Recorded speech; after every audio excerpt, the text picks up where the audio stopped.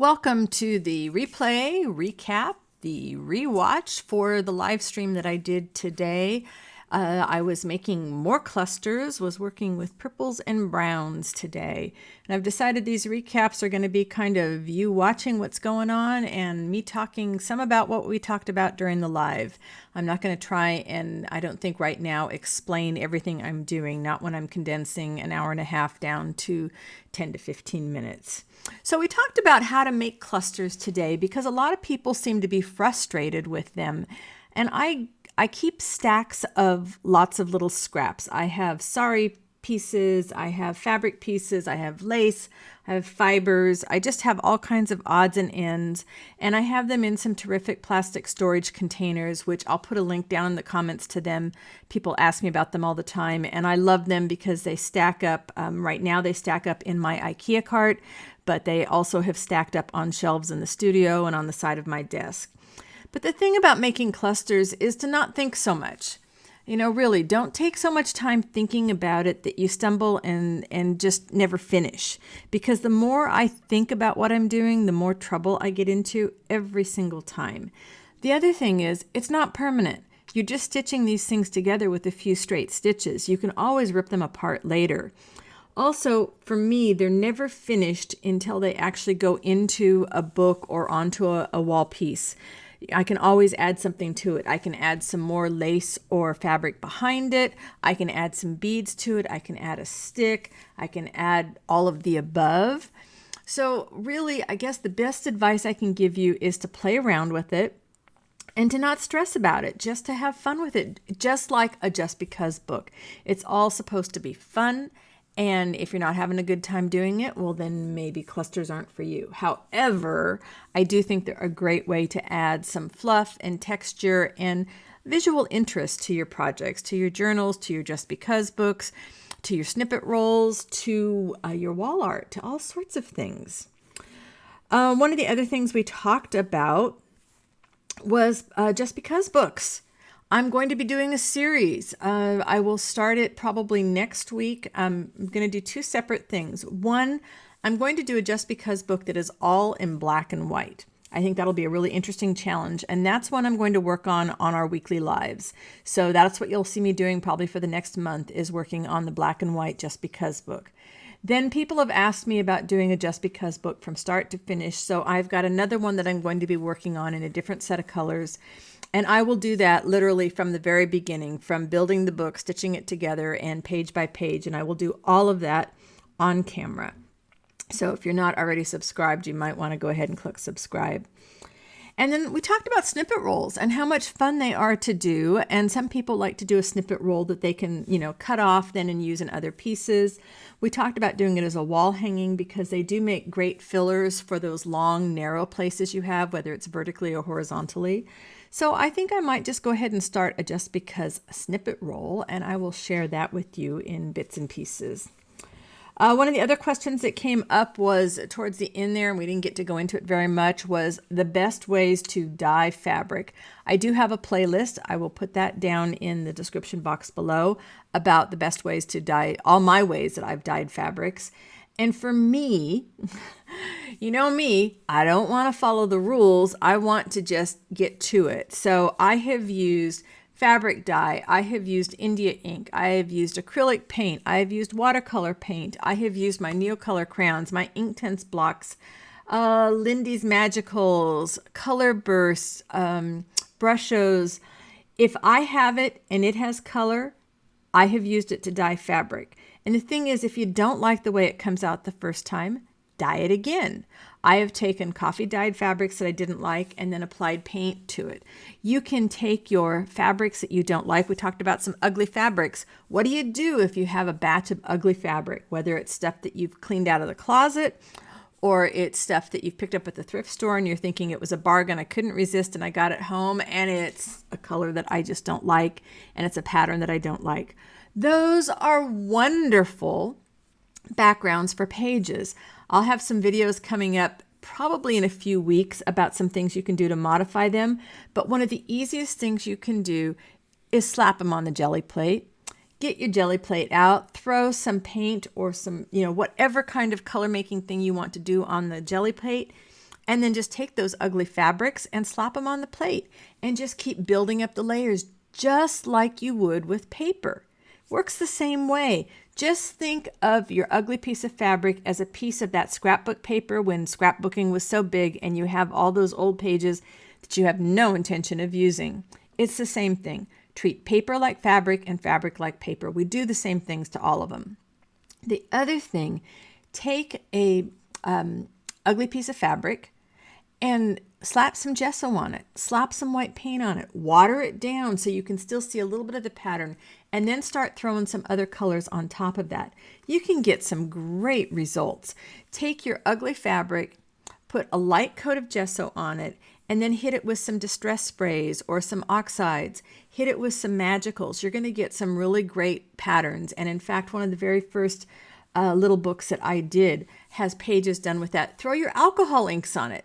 Get some gesso on the page and hit it with some alcohol inks. You can do anything to fabric that you do to paper. Even burn it. Not that you necessarily want to do a lot of that, but you can do a little bit of that around the edges and get some really neat results. Okay, so the big thing though, to me, the big takeaway that we talked about in the live is something that I am super proud of, and that's the way we all support one another. To me, the live streams are a way for you guys to come and talk about your projects and your Etsy shops and your channels. And then Terry Fitzpatrick, the absolutely fabulous sidekick that I have that goes out and finds all your links and shares your links in the live stream so that you guys can subscribe to one another. You can go check out their shops. You can go shopping. You can watch their videos, and you can support one another. Because to me, that's what this creative community is all about, is supporting one another. My Facebook group, which if you haven't already joined us, please think about it. My Facebook group is a direct result of the camaraderie that we have built in these live streams. It can be a lonely business, especially with a couple years worth of pandemic and so many people in lockdown. We couldn't go anywhere. We could only talk to one another via Zoom and via YouTube. And it's important to remember that even now as things are opening up more. And it's super important to remember that we are all stronger together. We get where we want to go by holding hands and going together. We can put somebody on our shoulders to help them get a little bit higher. And then down the road, they're going to put me on their shoulders so that I can get a little bit higher. So I guess I just want to say that I am super, super grateful to all of you for embracing two things that are important to me. One, making art just because it makes you happy, no stress, no rules. And number two, supporting other creatives on their creative journey. We can all learn from one another. You guys could have the exact same fabrics and fibers and papers and everything that I have, and we would all come up with something completely different. So we need to embrace our differences and our sameness. And if you're inspired by somebody else, let the world know. If you remember, we don't always remember, but a lot of times we've seen a video and we're like, ooh, I like how somebody did that, and now I want to go and put my twist on it. If you remember who did the video first, it's always nice to give a little shout out and say, hey, I saw so-and-so do this thing and it was awesome, and here's my take on it, and now it's awesome my way. That's just common decency. And I love seeing so many of my friends do that because it just shows that you guys all understand that we're all in this together. By sharing each other's channels, by sharing each other's Etsy shops, by supporting each other, sharing each other's names, it doesn't make our own work smaller. And in fact, it makes it shine even more, in my opinion, because when you give those kind of shout outs, it says a lot about the person giving the shout out. I think when you give credit for even just inspiration, it's not that you saw a tutorial and you made something just like that, but it's like, oh, I saw this person doing this wonderful thing and I got so excited, it made me want to do this wonderful thing too. And here's my wonderful thing.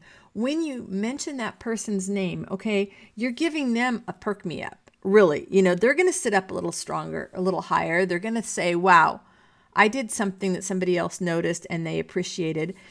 And it's going to let the people that are watching you know that you're that kind of person that gives credit where credit's due. I'm sorry if I'm harping on it, but it's kind of an important thing to me. One of the other things that's important is that we realize that we're not all going to be good at this stuff instantly. Last week when I was making clusters, I pulled out some of my original ones and they were not good. You get better at these things by doing them more and more. The more you do it, you're going to get better. But I took some of those old clusters and I added more stuff to them, and I took my trusty little seam ripper to them and I altered them and they got better.